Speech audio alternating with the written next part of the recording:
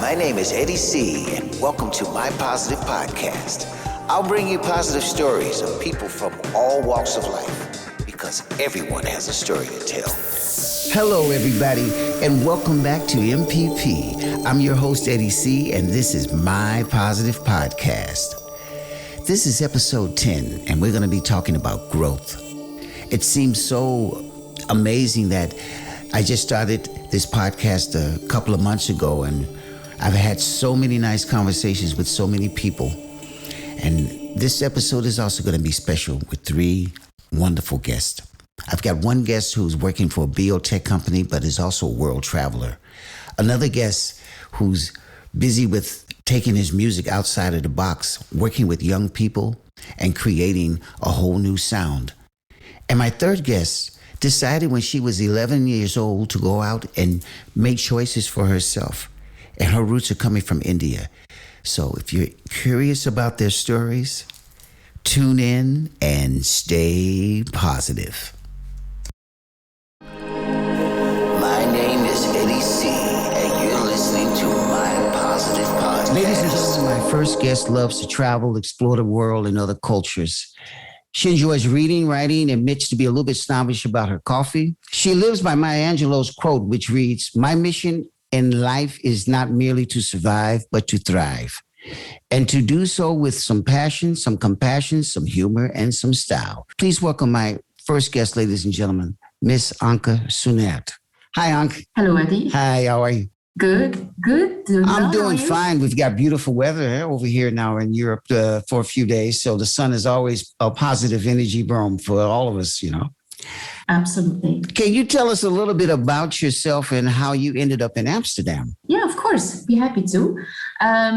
So my name is Anke. I was born and raised in the suburbs of Brussels, in the Flemish part, so in Belgium. And as a teenager, I wanted to become a stewardess because I wanted to travel. But then in the end, I decided to study communications with the intention to become a travel journalist. That didn't quite work out, but I did somehow land in the field of human resources and have stayed there ever since after graduating.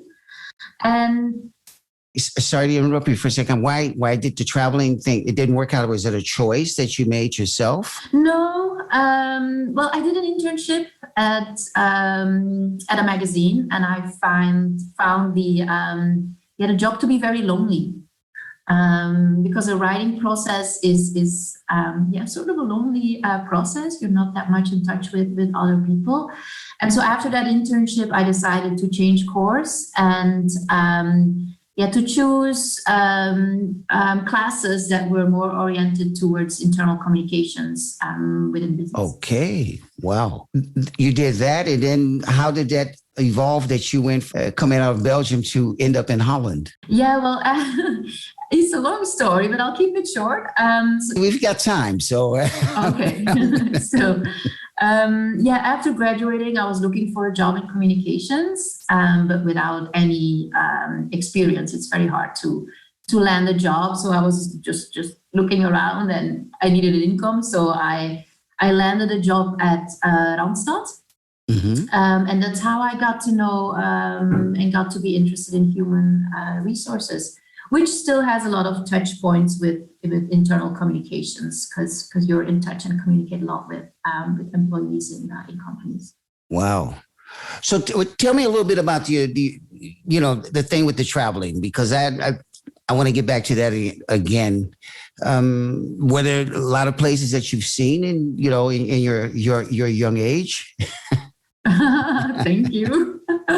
I think I do. I've traveled quite a bit to almost all continents. I just really enjoy the experience. I hate the flights and everything. If there was one superpower I could choose, then it would be teleportation, so I could just arrive somewhere. But unfortunately, that's not the case. I've been traveling to the US quite a bit for work. to South America, within Europe, of course, a couple of countries in Africa. What were some of the places you went to in the United States? Mostly along the East Coast, and then to the cities, really. So Chicago, Boston, New York, a couple of times, Miami. Hey, Chicago, that's close. Yeah, that's close to where I'm from. Wow. From your travels, what was basically your favorite place if you had to choose? That's a very difficult question. Give me your top three. Top three. I like different places for different reasons. I love Brazil and Argentina for the joie de vivre. I love Asia for also for the culture and the food. And I like a lot of European cities for the history and the beauty of the architecture. Okay. In Brazil, where did you go when you were in Brazil? But did you travel all over Brazil, or was it the major cities? Or did you go up north to Bahia? Or everything basically in a really short time window of 3 weeks. So that was an exhausting trip. I've done longer solo trips 2 years ago when I traveled for 4 months, and then spent 2 months in Argentina and Chile and 2 months in India. Okay, wow, yeah, Brazil is a very nice country. I've been to Sao Paulo, so it's a gigantic city, really a massive population. But the Coprinha as well, so nice. Well, can you tell me a little bit more about your work function? You're working for a biotech company as a senior manager. Yeah.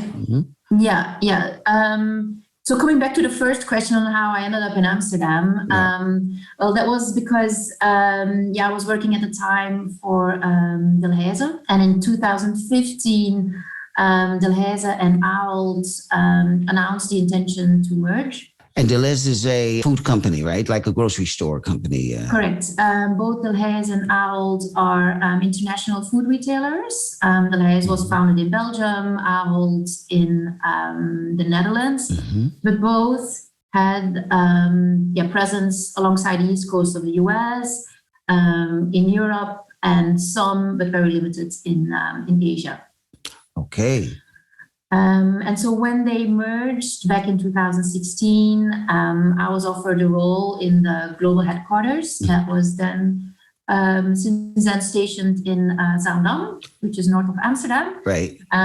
So that's how I ended up in Amsterdam, and I've been loving it ever since. That's a beautiful city. I lived in Holland, of course, for almost 38 years. So I've seen a lot of Amsterdam. Yeah. Great place to place. Yeah, absolutely. It's very pretty. A lot of Americans refer to Amsterdam as a sort of a Madeira Dam of Europe, because it's compact, but it's really small, actually. It's very small. Yeah. Yeah. It's a very small place. The company that you're working for, you're working a lot with genetic immune cells targeted on tumors. Can you go a little bit deeper into that for me? So I currently work as a senior learning and development manager for a biotech company. And they produce cell therapies for people with different kinds of blood cancers. So they take blood from the patient, re-engineer and manipulate it so their own blood will attack the cancer cells. Wow. And that's a very innovative therapy that has solid success rates and a lot of future capability. Wow. Are you working in a laboratory itself, or? A lot of the people in the company they work in labs, in clean rooms, because the product is, of course, very, very delicate. I don't have any educational background nor any expertise in microbiology or cell therapy or the pharmaceutical background or anything. What I do, I design, I develop, and I deliver training programs that are related to leadership and management skills. And those skills are not tied to the technical expertise that these people have. Those are more transferable skills, so to speak. You're actually preparing them for going into the lab, or? No, that would also be very, very technical. I predominantly work with leadership, so people that lead teams of, for example, cell therapy specialists that work in the lab. And we help them develop their leadership capability. So, for example, that might mean giving feedback, having effective meetings, cross-cultural communications, coaching, leading people through change. So that sort of topics. Okay, sort of a public relation. Interpersonal skills, yeah. But what I like about it, because they're professional skills, but they're also life skills. You can also use them in any area of your personal life as well. So that's how it also connects, for me at least, to growth and to personal development. You know, this company that you're working for, how was it affected during the COVID period that we hopefully have slowly behind us? So my focus is on the Netherlands, but the company as such has been affected mostly in the US in terms of production and manufacturing. I think here in Europe, it has mostly affected employees because of the change from being on site to working from home. And all the differences that come with that. So it must have been devastating, especially for the lab workers. They are required to go on site. They don't work from home. That's not possible. Yeah. So for them, it didn't change much. How has the whole COVID thing affected you over the last, say, year and a half? Yeah, everything. Yeah. So I joined this company back in November. And I went to the office for the first time 2 weeks ago. So I've onboarded entirely remotely. And yeah, I think it's still possible to build connections with people online. But it's definitely, it doesn't replace it. It's not the same. People are social animals. And being isolated for such a long time is I think hard on people. I don't think we realize yet what will be the long-term psychological effects of this pandemic on people, and especially young people that are still growing and developing. Yeah, I was going to bring that up. I think that I'm from a generation, of course, before the so-called smartphones came on the market, and and let's say the generation behind you, they all grew up with a Game Boy or some kind of electronic device in their hands growing up as already as little kids. I think in one way, the pandemic it's been, of course, devastating for everybody. But I think on the other hand, it is probably giving us some time to come in touch with ourselves as individuals, to kind of go do a little bit soul searching. I don't know, how has that been for you? It's been tough. Because I'm an introvert, but I do like to have just the dynamic and the energy of people around me. But I do agree that it has sort of forced people to take a step back and reflect on how they lead their life or lead the rat race. And hopefully if that could be a positive outcome, also in terms of growth, it starts with raising your self-awareness and knowing yourself really well. So if that is the result of the pandemic, that people maybe make different choices to make sure that the life choices that they make are more in alignment with their values and how and with whom they want to spend their time, then I think that will bring them closer to other people while staying true to themselves as well. I believe in that as well, basically. We're down to our last question, actually. And of course, our theme is about growth. And I would like to know, what does growth mean for you? For me, growth means constant change in how you develop and think on things that you believe to become a stronger or more balanced or better person. So it's, I think, part of the journey in life. Our growth doesn't stop when we become an adult. I think it's a lifelong exercise or practice. It's a lifelong journey. Yeah. Absolutely. So that's how I see it, and I think we also all go at our own pace when we grow. Or sometimes there's periods, and especially during periods of hardship, that we grow and transform the most. And then there's more of a slowdown where we give ourselves maybe a break. So it comes and goes in waves, I think. But that's what growth means to me. I think it's a personal thing. I think it's also a group thing. I think it's a collective thing because we grow as humanity.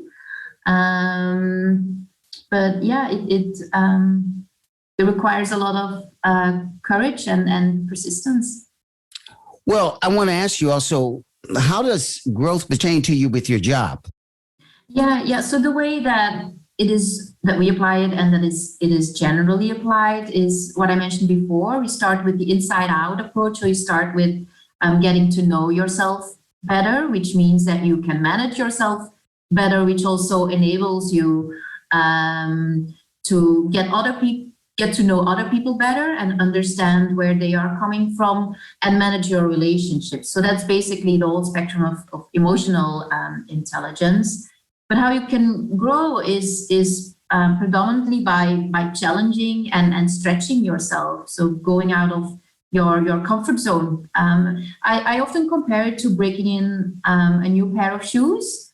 So when you buy a new pair of shoes and you go for a walk with them for the first time, they don't really fit. They might hurt. You might even get a blister. But as you continue walking them, they start to fit and they fold around your foot. And you don't feel them anymore. And the same is true for learning. It's messy and uncomfortable in the beginning, but it requires a lot of determination to push through and to be brave enough to be bad at something new. But still, so out of your comfort zone, but still with your feet firmly rooted in some safety and security and support. Because otherwise you'll move from the growth to the fear zone, and that will activate your stress response. And then you will not learn anymore because you will be using defense and coping mechanisms.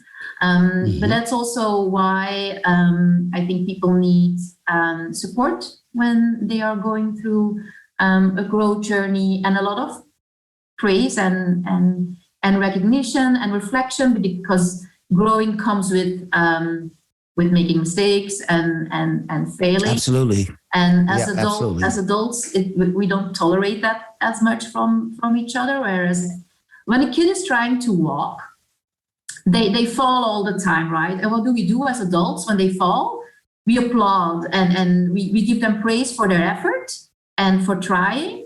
But once we're adults, we're supposed to be good at something immediately. But that's not how learning and growing works. Well, I think our society has become it's all about competition. And you can't turn the television set on or see whatever on social media, and it's always about you can win this, you can win that. This is best this and the best that. And I think that we need to get back to what's best for us as individuals. And as humans together. I remember there was a time when people would be a little bit more collaborating with each other.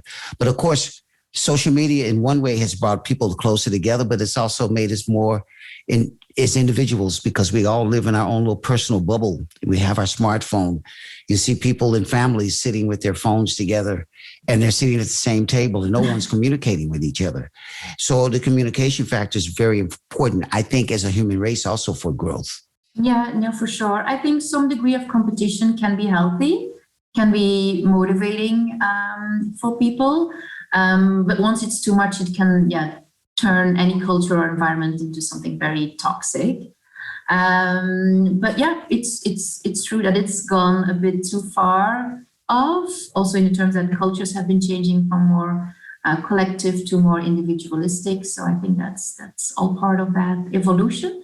Then I've also been seeing some positive elements, that we are going back to a much more humane approach, and in terms of leadership, focusing on purpose-driven and values-based leadership, authentic leadership. There's positive elements to it as well. Oh, absolutely. So hopefully we've learned from this, because I notice it now, even under my colleagues, people are approaching each other as people are so glad to play music again, or they're so glad to just be around people. So hopefully the value of people will change as well towards each other as a human race. Yeah, I hope so too. I'm optimistic. I hope we don't go back to normal, but that we establish a new normal. On those words, I'd like to say thank you very much for joining my show. Like I said, wishing you a lot of love and peacefulness and a lot of growth. Thanks so much, Eddie. Same for you. Okay, thank you. Bye-bye. Bye-bye. This is My Positive Podcast with Eddie C. Dear listener, my name is Istvan and I produce Eddie's Positive Podcast.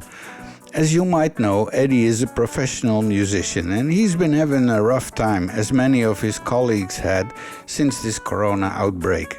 But Eddie kept being positive and spreading it even in these times. So when he suggested to do a podcast celebrating people who do good things every day, I immediately said yes, because I also believe humanity needs much more of this. If you like, now you can support Eddie. We found a unique way to support the show and the positivity which it helps bring to the people. Each episode features a unique quote which embodies the theme of that particular episode. Via the new phenomenon of Nifties or NFTs, now you can become the sole owner of a quote, which also features his fine photography.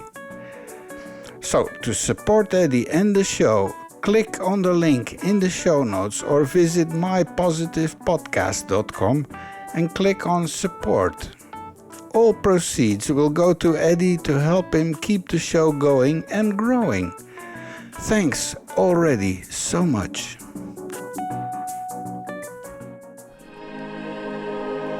This is My Positive Podcast with Eddie C. Ladies and gentlemen, my second guest is an old buddy of mine. We go way back and we've worked together in France. We've done a lot of festivals together. He's actually an organ player, but also a very intuitive musician in many ways, always looking for new ideas. He's creative. He's an entrepreneur in his own right when it comes down to music. And he's busy with a special study at the university right now for a sort of a PhD, which he'll tell us more about later. Please welcome my second guest, the one and only Mr. Carlo De Wijs. Hey, buddy, how you doing? Hi, Eddie. I'm fine, man. Nice to be in your show. Oh, I'm glad you can join me, buddy. It's been such a long time, man. It's been such a long time. Yeah. There were days we saw each other almost every day. Right. Well, back in the days of the swing support, I'll let you tell a little bit more to the audience about that in a bit. Yeah, the last time was with your new project that you're busy with, which we'll also hear about. So since we're on the subject, give us a little bit about your background. How do you, what started you to play organ? Because you're a fantastic organist. I mean, you're a great musician, period. But I know organ is really something that you focused on. And in this day and time with all the synthesizers and all of the samples, an organ is actually an instrument that most people say, oh, that's old folks music, or it was supposed to be in a church. You found a way to make it swing for all kind of ages.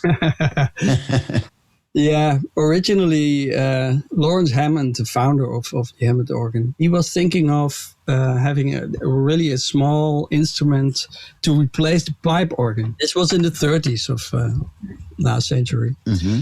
So I'm not that old, but I started to play the organ, just the electronic organ, on my 7th birthday. And of course, my brother Matti was already playing the drums. Mm-hmm.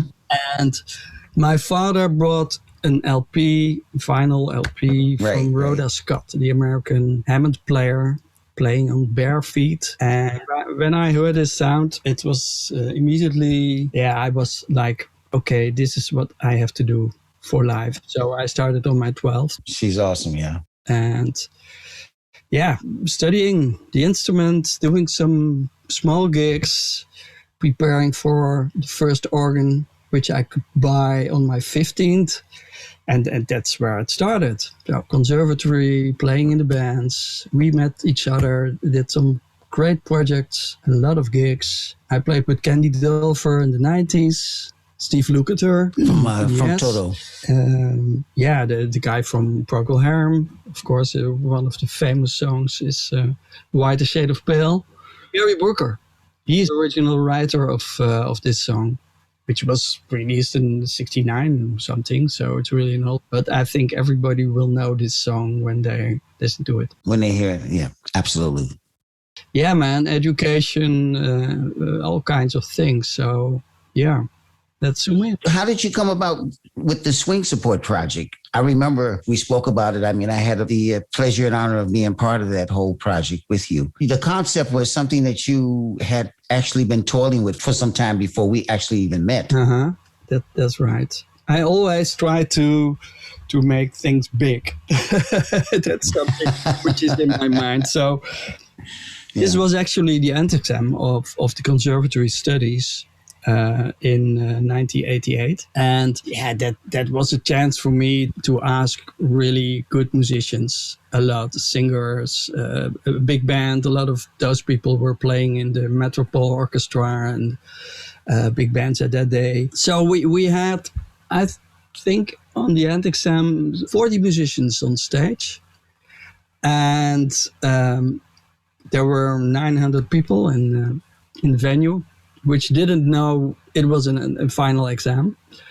So that was really nice, and everybody was really enthusiastic about this evening. So I came up with the idea to expound this idea and make a tour with this whole band in the theaters and later on the festivals. And you were part of it. You wrote a lot of lyrics, of course, for the songs I wrote. And so this was really a special project. If I think of it now, I was 23 at that time. I'm not able to repeat this. Well, you never know, man. You never know. And it could be, after the corona, people are starting to change again. And I got the idea that people are ready to hear live musicians perform again. We've been stuck behind our computer screens and television screens and iPhone and Android screens for the last year and a half. So it's time to get out there and people see people perform again. So you never know what could come out of that. But I mean, you've done quite a few other projects. True. Along with you have a duo that you're working with at the moment. After this Swing Support, a lot of bands, own projects of other people like Benjamin Herman.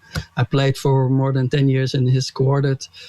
But the last decade? Yes, I'm working with a Belgian drummer, Jordi Geuyens, which he's a very good drummer, talented guy, and it's a kind of big project, but not with this many musicians, but just with us two and a visual artist, and we try to get this Hammond organ connected to these times where technology and all kinds of new ways of making music is really on an actual basis. So we try to combine where I'm coming from. So jazz and history of music, and he's a young guy and he's into hip hop and drum and bass and all those kinds of dance styles.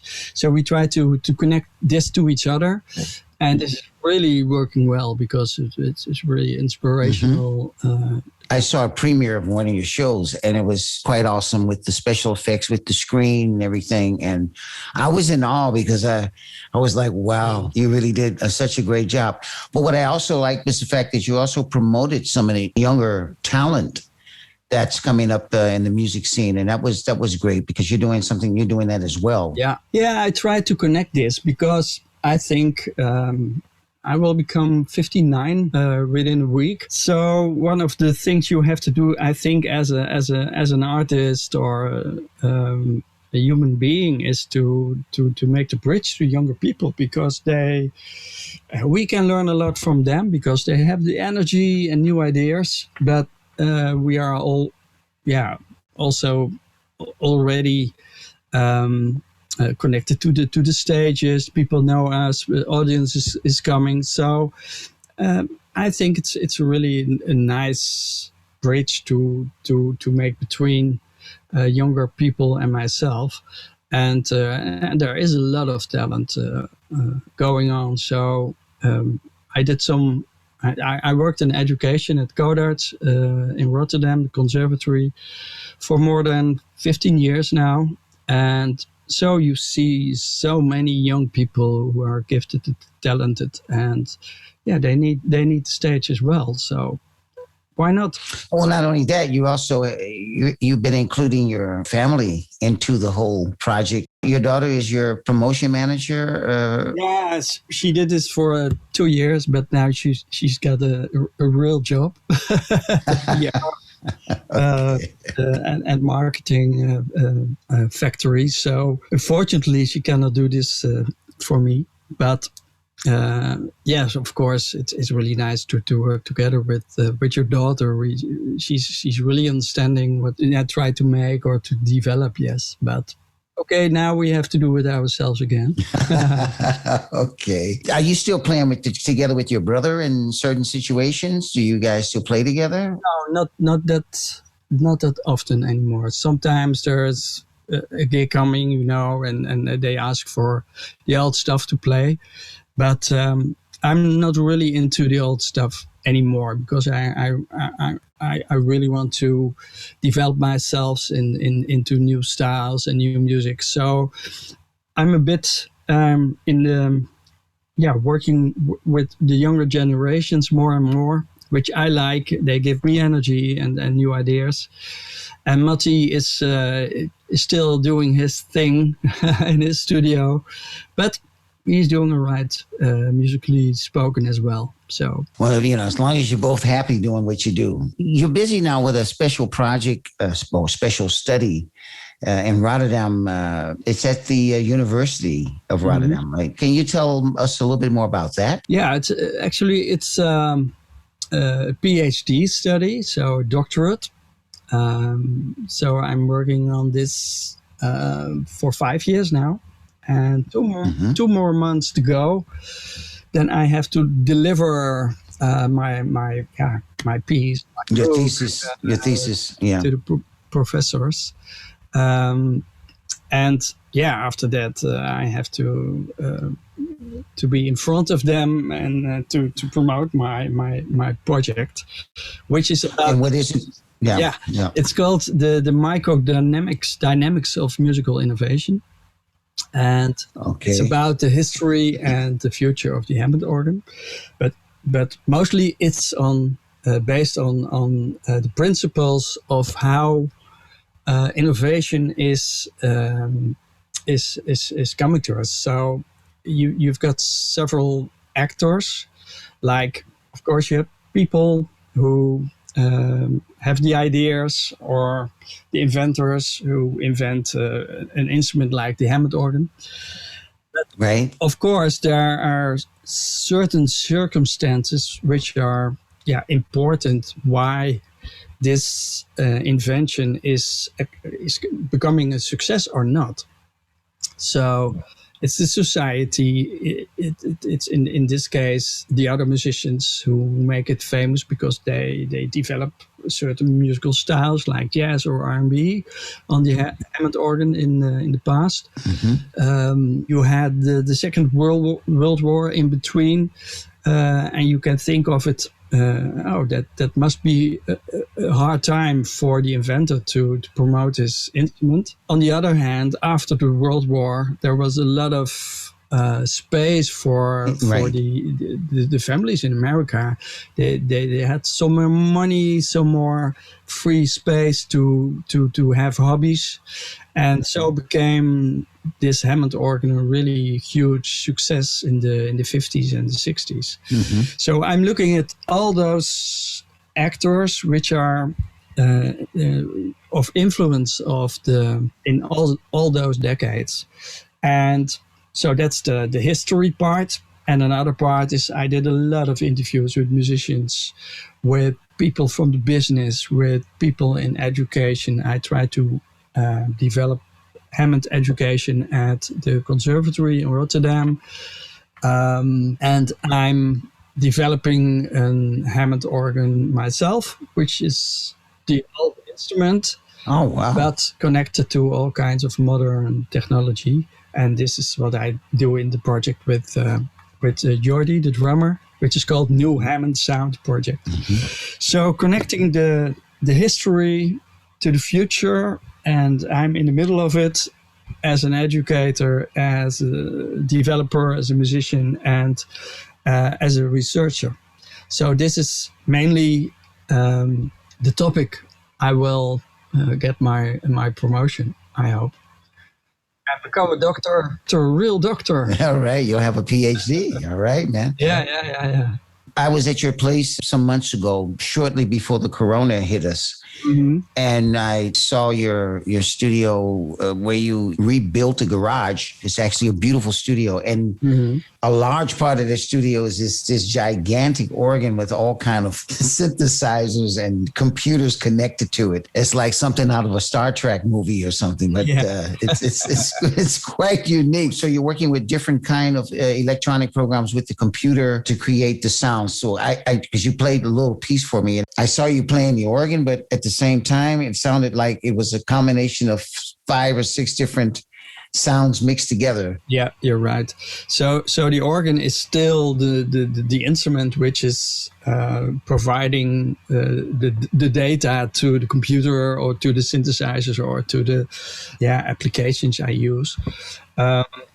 So it's still organ based, and I can play as an organ player, as an organist and feed, but the sound is manipulated through all those technology, and it's coming back into the organ, and that's why you've got this combination of the through Hammond sound and all those manipulations of the sound. And this is really special because it's so new, and I have to learn myself again to play on this instrument, which is a challenge, of course, every day. Now we're making a new record, which was in this lockdown period, so we had to record separately, Jordi and myself, but and we will release it, I think, in the beginning of next year. Right. But this will be a really, really special record because it's one big soundtrack, soundscape. Some people who heard some of the tracks, which are they told me, which we indeed are working on. If I close my eyes, I think there's a UFO coming, and it's landing on the Earth, and this is the soundtrack. So I'm really curious about how people will. Okay. Well, I'm very curious to hear it when it's done, and definitely will keep me informed about that. I got one more question I want to ask you before we close off. Our theme is about growth. I would like to know, what does it mean to you, and how do you see it in your life? Yeah, it's a really good question, because you can think of it every day, and the answer will be maybe differing every day. But I think mainly for myself, it's about curiosity. So I'm always looking at new ways of exploring myself, learning, reading, listening to other people. And it's not only about music or art, but it's about knowledge, about understanding people, about understanding the world.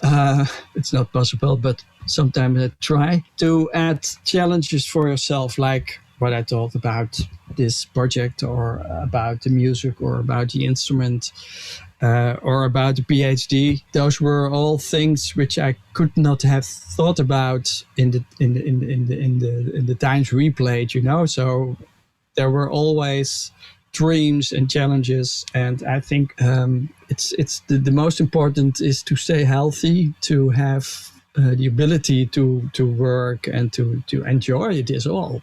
Right. And I think, with this combination of things, together with all the people you know and the people you love and like to be with, this is, I think, all adding to the growth as a person, something like that.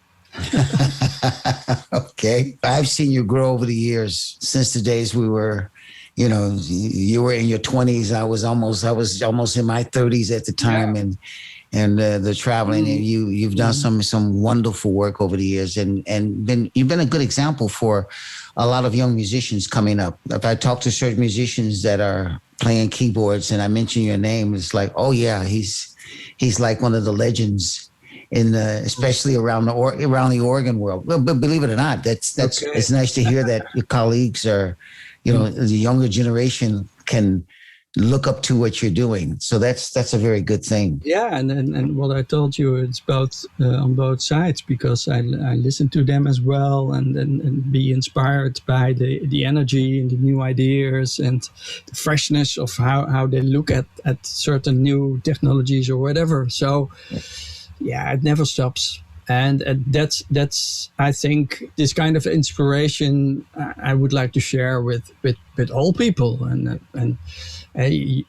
we are a bit older, but we are still young inside, I think, and we have to stay that way. Yeah, that's true. That's true. Maybe old in numbers, but actually we're wiser, and you've been there, so it's very easy to project your experience over to the younger people, and that's a wonderful thing. That's right. And I think this example of this podcast, Eddie, is a really good example of that as well. So, man, really good initiative. Thank you very much. I really appreciate it, man. I will spread the word. Okay, fantastic. Well, listen, thank you so much for coming on the show and sharing your story, and success with your your final study for your PhD. And I'm definitely looking forward to hearing the new CD when it's ready.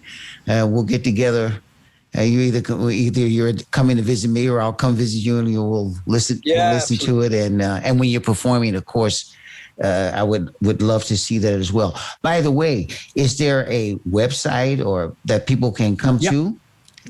Of course. The central part is on carlodewijs.com. And there is the project with the new Hammond sound. There are some links to YouTube channels, which I talk about the organ and about the instrument, talk about the research. And so if people... Great. Facebook as well, of course. I'll include your link into the show on the page, so you can... If they know how to spell my name, they can find me. All right. You're still there, not hidden, right out there for people to pick up on. Thank you again, Carlo, for coming on the show. I really appreciate it. And sending my love to you and the family, and because I know they've been a big support to you over the years as well. Okay, thanks. Absolutely. Really important. Yeah. Hey, good luck with the show, and we will listen to it. Thank you very much, buddy. You take care of yourself, huh? Okay. Bye-bye. Bye-bye. This is My Positive Podcast with Eddie C. Ladies and gentlemen, my third and final guest is a dear friend of mine. And we go back some years ago when we used to make a little bit of music together in her home studio. And she loves the music from Prince, but she's also a very innovative person. Please welcome Miss Anita Ramroochsingh. Yes, thank you. How are you doing, my dear? Well, I'm doing fine. It's quite nice weather, so I can't complain. The sun is shining and everything is okay. Well, listen, why don't you tell my listeners a little bit about your background? Oh, wow. My background. Well, I was born and raised here in the Netherlands. And my parents were born in Suriname, that's in South America. And my great-great-grandparents were born in India. So my roots are back in India. And I still have family there. All right. Okay. Yeah, you're coming from northern India, huh? Uttar Pradesh? Yes. Did I say that right? Yes. Okay. Yes, exactly. Yes. Well, you were born in Holland, of course, but your family is coming from Suriname, but then your roots are in India. So where do you feel most of the bond to? Wow. Actually, neither one of those countries, and again, all of those countries. Actually, I feel more or less like a citizen of the world. What I say most of the time, if people ask me where I'm from and what I feel the most of, if I feel more with India or Suriname or the Netherlands, it's actually all three of them. Mm-hmm. All right. So you feel more like a world citizen, sort of like me. Yes. Basically. Yes, like you. Yes. I am from the world. All righty. Okay. So what are you doing now at the moment? Because it's been such a long time since we spoke to each other. And I'm very glad to have you on the show at the last minute that you decided to come on. It's really nice. So what are some of the things that you're doing now at the moment? Well, various of things, actually. I'm most of the time busy with guitar play and piano, almost, better and better every day. And I have a little bit of a collaboration. Sorry, you have to forgive me for my pronounce. You have a collaboration? Yeah, somebody in America, Pennsylvania, and also a Prince fan. All right. And, I'm currently working on the song Anastasia. I don't know if you're familiar with Anastasia. Right. And actually I'm quite proud of it. I really copy this song like 101, with every little piece of music, every little sound, every detail I try to put in my cover. Mm-hmm. Is it going to be released? Yes, I hope so, because I'm still working at mixing the song and editing, and I have to redo some vocals. Yeah, work in progress. Mm-hmm. Alrighty. Outside of your music, you had another job that you're doing? You say you're the one that's paying the main bills, as they say. Yeah, I work for the government here in Amsterdam, and it pays the bills, yes, and it buys me guitars. What exactly are you doing? I'm working for how do you say that in English? The city government. Yes. And which division are you working for? I'm working for the one who is responsible for that division, actually. What exactly are you doing there? Can you give us a little bit more detail? Yes, I'm working for West. It's called Stadsdeel West in Dutch. Right. So that's the part of Amsterdam West. Well, it's not really a challenging job, but I did it on purpose because I really choose somewhere in my career. This is not what I want. I don't want to, work. And then I got home and too tired for my music. So okay, I figured out, let's choose a job that is more or less a little bit more relaxed, Then I came and when I come home, I have enough energy to do my music, or to pick up the guitar, to just, sit back and play some piano, whatever, That's really working very good for me. I have enough energy left. I take care of the meetings, actually. Yeah. In your biography, you mentioned about what the big game changer was for you. Can you tell us a bit about that?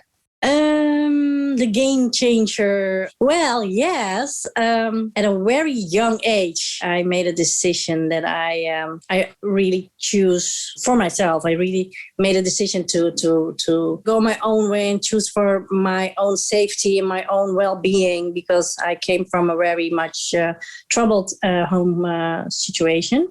Mm-hmm. Yeah, I was very young. I was 11, 12 years old when I decided to walk away from home, and didn't really know what to expect and where I could live or stay or whatever, But the only thing I knew was I have to get out of there because, Wow. Yes, there was really a big game changer for me. Yeah. Okay. At a certain point, you found friends where you could stay at, or family, or. Well, I could live in a home shelter for children. And I stayed there for like 7 years. And at the age of 18, I got my own place. Okay. And ever since Been on your own. I have control over my own life, actually. Well, that's fantastic. That's fantastic. Yeah. Yes. Well, outside of being a big Prince fan, which I know you are, you also write your own music as well. Yeah. And can you tell us a little bit about that? Well, yeah.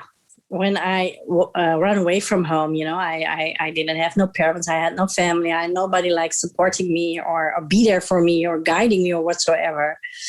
And I started to listen to Prince a whole of a lot and trying to also like listen to his lyrics. And right. Maybe it's funny to say, but it was, for me, it was like supportive and helpful and I felt at ease, listening at his music, and I was really very much interested in who this man was. So I was like reading stuff about him, and then one day I stumbled upon an interview, a rare interview with him, where he was telling that he learned himself to play piano and guitar and all kinds of instruments, and I was like, oh, wow, because I didn't have no money, for lessons, and I wanted to play piano, guitar, I wanted to play the drums, I learned everything possible in music, but I didn't have no money. But when I read that... Well, you're looking at another musician that's done it the same way, Wow, yes, so it's possible. So when I read that, I was really inspired, and I thought, well, if he can do it, I can do it. Right. And actually, that was all I needed to know. So I picked up the guitar. Actually, my ex, he had a guitar, and I was really eager to try it out. Well, okay. Your ex got you started actually making music, or you? Well, he got me kickstarted. He had a keyboard, he had a piano, and that was which was accessible for me, and I was really like eager to learn. And at the beginning, it sounds horrible. I really didn't understand anything about it. And back then we didn't have internet. There was no YouTube, so I had to figure out myself or go to the local library and try to read a book. But practice, and especially remembering which tones or notes were like sounding. Training the ears is very important. Yes, training the ears. Yeah. So you've been busy now quite some time with. Yeah. Does your son also make music as well? Yes, I have 2 sons actually. And the youngest really he discovered a few years ago GarageBand, from Apple. I had an iPad from my work, and I said, "Hey, listen, this is GarageBand. Try it out," And he was really overexcited and making, I think within a month or something, really great stuff. Okay. And then he asked me for his birthday, Mom, can I have Fruity Loops? I was like, that's another doll. Yeah. And so I got Fruity Loops for him, and he is truly making great stuff. And sometimes I'm really thinking, oh my God, I'm gray compared to what he is doing. Well, it's a new generation. See it as new and improved, as they say. That's how you have to look at it. Yes, and this generation is typical with digital. And I'm really like old school. Give me an instrument and I make music. But he is digital, and he's good. He's really good. But if I ask him to pick up a guitar, he will probably look at me as if he sees water burning. Okay. He does a lot with loops, but he's not playing the actual instrument, but basically working on his computer with the music. He's playing a little bit piano. He's getting there. Okay. So, that's great. Yeah. Oh, that's great. Yes. But he has great interest in music. And, my other son, he, he has really a great auditive memory. He can hear a song or a background from movies at only one time, just once, and remember how everything that happened. Everything, and then he can play it on piano. Oh, that's fantastic. Yeah. So That's great. Yes. Any plans to make a sort of family collaboration with you and your sons? Yes. Well, I've asked them several times, but yeah, well, they were in their puberty, and then it's awkward, with mom. So let's wait a few years. Let's wait a few years more. Okay, that's great. Well, we're coming down to our last question, which is the theme of the show, and that's growth. I would like to know, what does growth mean to you? Growth. Wow, that's a very beautiful question. Growth means to me embracing changement, and step out of the comfort zone. Dare to step out. I mean, if you don't embrace change, you cannot grow. Simple as that. Well, on that word, I would like to thank you so much for coming on the show. And I really enjoyed to see and talk to you again. It was a real pleasure to have you here. Thank you. And nice to see that you're still busy with your music, because I remember back in the day, I told you, said, keep on making that music. Yes, you told me. Yes, you did. Yeah. Yes. And so I'm glad to see that you're still doing that. And then your sons now, they've grown up. They've gotten really big. So that's amazing. That's amazing. So fantastic. And I wish you a lot of success and love in what you do in the future. Keep that growth going. Yeah? Thank you. Yes, I will. Thank you very much for inviting me for this show. Thank you. All right. You take good care. A lot of love to you. Yes. Have a great day. Okay. Bye-bye. Bye-bye. This is MPP, and I'm Eddie C. Well, I really enjoyed all three of my guests this week, as I always do. I want to tell you a little something about what growth means for me. I think it's something about falling and getting back up, standing on your feet, and taking the experiences that you learn. And don't see them as negative, but see them as positive, because you're going to always pick up something from them. It's just like a plant. If you give it water, you give it sun, and a little bit of love and care, then the flowers will come out and the leaves will come out. And every year when they fall, they always grow back again. So on those words, here's my quote. Growth. Travel and discovery to different cultures and lifestyles. Developing new ways to enjoy and share your skills as you teach others along the way. Showing others how strong they can work as a team to achieve goals for mankind and good positive health. Taking your path to determine your own destiny in life.